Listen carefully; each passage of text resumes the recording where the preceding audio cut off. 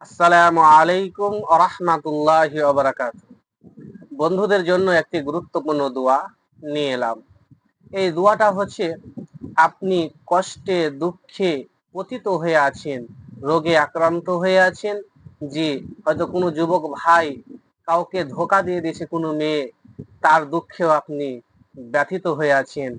চিন্তা করবেন না, এই যে একটি দোয়া আমি আপনাদের সামনে বলছি, এই দোয়াটা আপনি পাঠ করুন। আল্লাহ আপনার প্রতি দয়া করবে, দুঃখ কষ্টকে আল্লাহ তাআলা দূর করে দিবে।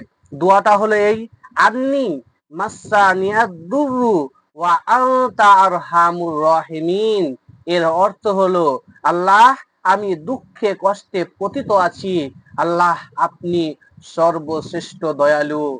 এইরকম ভাবে আল্লাহর কাছে ফরিয়াদ জানান, আপনার দুঃখ কষ্ট দূর হবে ইনশাআল্লাহ, এতে কোনো সন্দেহ নেই। আসসালামু আলাইকুম।